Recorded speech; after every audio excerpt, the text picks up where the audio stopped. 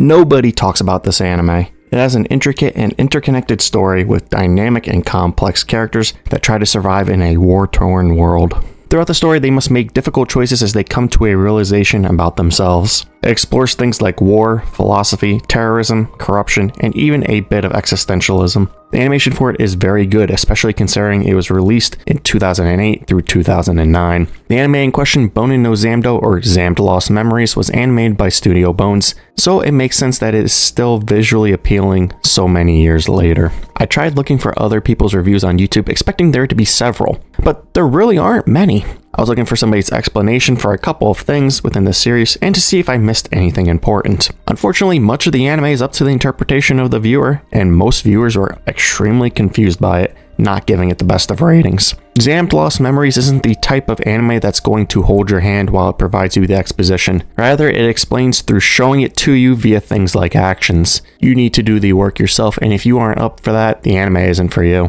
So in this video, I'm going to summarize what happens in Xam'd Lost Memories and go over my takeaways from it. Xam'd Lost Memories follows the story of Akiyuki Takehara, who resides on Sentin Island, at least at the beginning of the story. This island is a free zone cut off from the war between the northern government and southern continent, but has military personnel trying to maintain the peace with fairly strict regulations. One day, Akiyuki, on his way to school, helps a suspicious white-haired girl who is clutching a bag onto his bus, expecting nothing bad from her, but little does he know that this interaction will change his life forever. Upon arriving at school, this same girl is involved in a terrorist attack, setting off an explosion, either injuring or killing those around her. Akiyuki's friends Haru and Furuichi are injured, while some strange substance enters Akiyuki, eventually turning him into this giant white monster named Xam'd. Chaos ensues on the island. Soldiers try to kill Akiyuki, now turned into a monster, and the island is simultaneously attacked by the northern government with their human form monsters.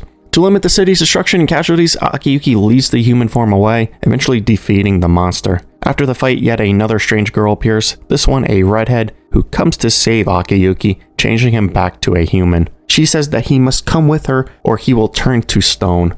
With the Haruko now residing in his right arm, he can no longer live as a human. His fate is now intertwined with Xam'd. She takes Akiyuki back with her to the flying postal ship the Zambani, where she helps train him in the way of Xam'd. Akiyuki, despite knowing the remainder of his life will be difficult, wants to continue living. He acclimates to postal work as he spends an extended period of time on the Zambani, while he slowly tries to figure out what the Haruko wants from him. Normal life on Sentin Island is no more. The people want some type of stability, which comes from the military, led by Kakisu, who is granted a leadership role for the island. The island is now a puppet for the southern continent. Akiyuki's friends Furuichi and Haru join the military, but for different reasons. Furuichi wants to become stronger and protect the island, while Haru hopes it helps her to be reunited with Akiyuki. Sentin Island becomes the headquarters for secret anti-human form research, claiming it as a means to defend themselves. They use various methods and include even children as test subjects, with the general population unaware of how awful these tests truly are.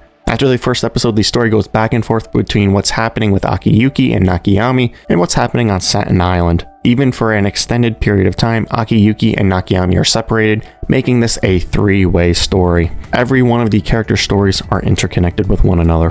Akiyuki's story is an interesting one. He starts off as an enthusiastic and caring guy, so caring that he's willing to help complete strangers. His Xam'd training isn't just fighting, it's also mental. The Haruko messes with a person's mental facilities, oftentimes leading a person to become enraged, ultimately losing themselves, dying and turning into stone. He needs to never stop thinking, otherwise the Haruko will consume him, turning him into stone. Stagnancy is not allowed for Akiyuki as he thinks about what his and the Haruko's purposes. Akiyuki learns to keep the Haruko dormant by thinking about what he wants and about others, such as the people he loves back on Sentin Island and his new friends on the Zambani, who have helped him get to this point in One Piece.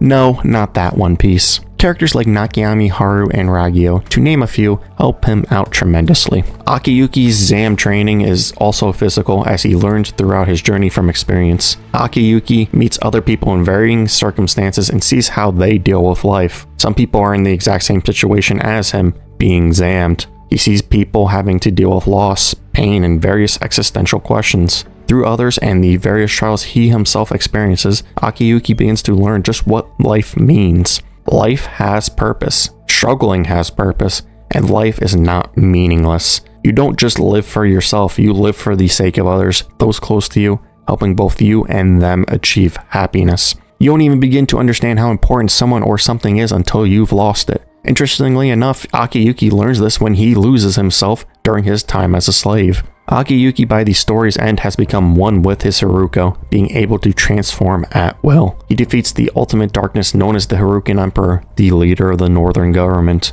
This giant creature that should be dead but is forced to live. He represents the darkness in everyone. He is born miserable, embodying death and darkness, wanting to die to a worthy opponent. Luckily for him, Akiyuki has become that after finding out what it means to live for others and yourself. The war between North and South, and also the people of Tessek Village, is now over. There's peace among the world, at least for now. With now meaning at least the past 9 years. Nakayami seals herself away to offset the darkness of the Harukan Emperor for the next 1,000 years, knowing she will never see her friends again.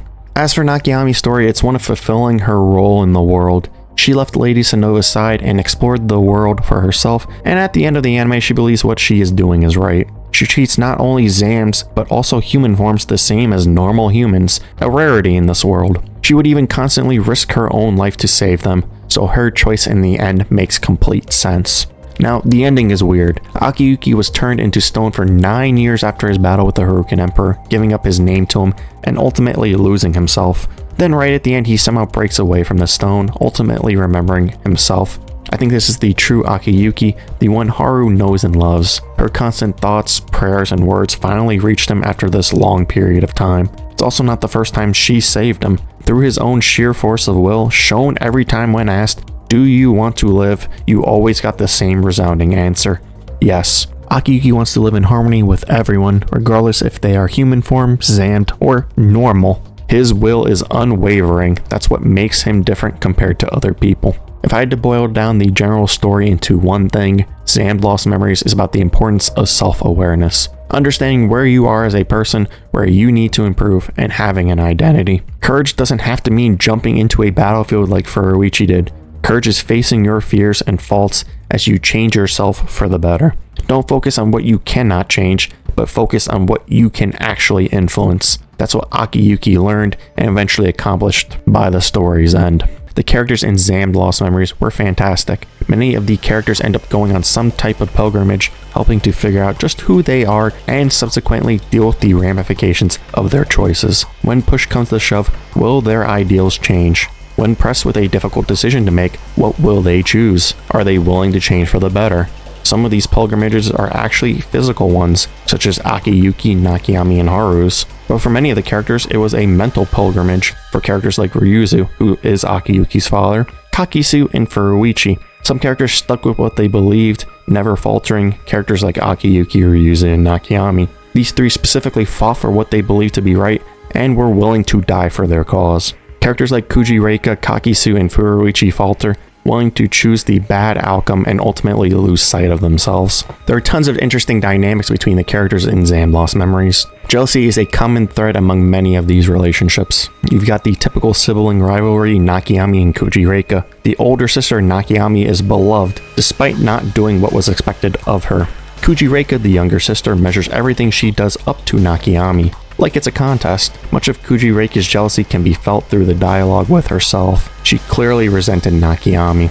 Continuing with the idea of jealous sisters, there's Haru and Midori. Midori blames herself for the death of their mother, which also led to her becoming handicapped. Midori is jealous of her older sister. She thinks she's not as pretty as Haru in part because of her handicap. Midori's jealousy and hatred of herself almost cost her her life, since she was willing to undergo the sketchy research on anti-human form weapons back on Sentin Island.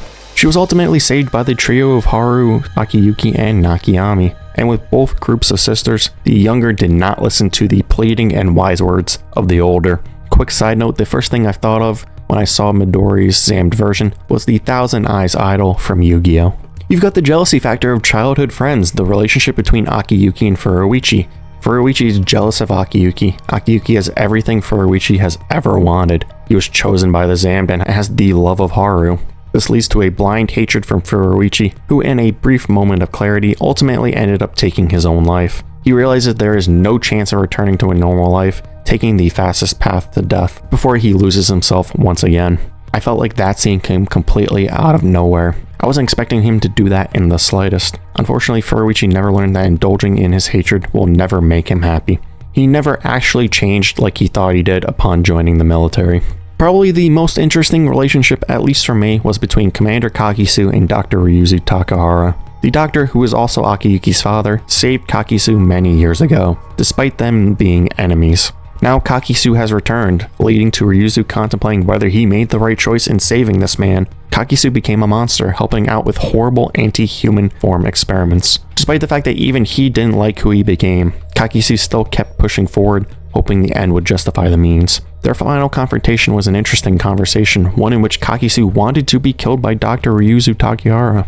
He went as far as slashing the doctor's eye, leaving him with only one working eye for the rest of his life. Dr. Takahara was conflicted because he has the chance to potentially right a wrong, to bring justice to the world, but he himself is trying to atone for the horrible experiments on human forms he contributed to in the past. He did not want to kill Kakisu, hoping that he too would turn over a new leaf. It's never too late to change. Ryuzu did have to end Kakisu's reign of terror, having to shoot him in the head, putting Commander Kakisu in a coma. This allows the potential of change for Kakisu if he were to ever wake up. The ability for him to just be Kakisu and nothing more. I'm a bit conflicted with the outcome of this fight. On one hand, it's great to allow even a villain to change, but Ryuzu did shoot him point blank in the head. I feel it might have been better just to have a touching final conversation between the two, with Kakisu ultimately dying. Ryuzu's story of atonement and living with his sins, along with how he dealt with every situation, made him my favorite character within Xam'd Lost Memories. As for Kakisu, he's probably the most interesting character within the show. He seemed socially awkward, never really fitting in with any social group. I personally think that this awkwardness influences how he acts. Since he's the commander of the Far East Autonomy military, he tries acting like he's tough, even though it never really seems like that's who he is, nor does it suit him. He doesn't know how to lead, often ruling his subordinates with an iron fist, and oftentimes having awkward, violent outbursts that didn't really match the situation. Kakisu is ultimately a villain, trying to be something he's not. He's trying to be this chosen savior for Sentinel Island instead of just being Kakisu. This, combined with Kakisu thinking that he shouldn't even be alive currently and only is because of Ryuzu's work, changes him for the worse. Quickly, I want to reiterate or go over some of the takeaways I got from Xam'd Lost Memories. I'm just going to talk about them like bullet points. Most of these I have gone over at some point throughout the video. The first one is a quote directly from the show. "Accept that your life will be painful. Fight back your grief and find the power to stand again. Keep moving forward. It's never too late to change. Living just to end up dying is not the way to live. The words of people can carry, it just takes time. Some words reach immediately, while others gradually. Stay true to yourself. Do not forget who you are. Courage is facing your fears and faults as you change yourself for the better." Now, there are several factors why this anime isn't really talked about. First reason being, it's an older anime, being released in 2008 through 2009. Since it's an older anime and not considered among the best, people aren't really going to bring it up or have watched it, period. The second reason why Xam'd Lost Memories isn't really talked about is tied to its availability. The fact that it's not on any major streaming services. It's not on Crunchyroll, High Dive, Netflix, or Hulu, to name a few. I tried looking up what services have it for me, and it looks like it's only Apple TV. The other reasons why it is not a more popular anime are tied to stuff within it. Xam'd Lost Memories demands a lot from the viewer and leaves far too much unexplained. I think at times it's very difficult to follow, and the anime doesn't do that great of a job explaining what's happening, especially anything involving Xam'ds. There were several times throughout the show where I rewatched a scene just to try to understand it better. If something is difficult to understand, people are just going to stop watching it, period. The final big reason why I think Xam'd Lost Memories isn't mentioned much is because of its pacing. I do think the pacing of the story is really slow, making it unwatchable for some people. But for me, that's not really a negative for the series. As a matter of fact, it's more of a positive. Yes, at times it did feel slow, but for the most part, it felt more realistic. Instead of a character immediately having some type of answer to a problem or troubling question, there was a period of silence where the character recollects their thoughts. These scenes felt more real, as if they were happening in real time. Much of the dialogue within Xam'd Lost Memories is about very tough subjects, especially ones that involve the character's true feelings. Characters shouldn't have immediate answers to some of these questions. These scenes felt awkward, making the scenes feel more realistic, adding drama to the scene, and ultimately helping to showcase more development for the characters. As a whole, it was good for the show, helping to set the mood. Xam'd Lost Memories is a great watch, but it can definitely be a difficult one, especially since you have to dedicate 26 episodes of your time to it. I loved Xam'd Lost Memories, but it legitimately needed to be another 12 episodes longer, with most of that time used for explaining things and making the ending's pacing better. Because like most anime, it was far too rushed. Some other stuff I wasn't a big fan of include the removal of the characters on the Zamboni once it crashes. I understand it takes a long time to rebuild a ship that's crashed, but seeing these characters who seemed important earlier on being thrown off to the side was just weird. I think the added episodes would have helped with that. Also, Ragyo and Ishu just returning to the front lines to fight felt really out of place. Ragyo also not just fighting in his Xam'd form was also pretty weird, especially since it can be such a great weapon if utilized.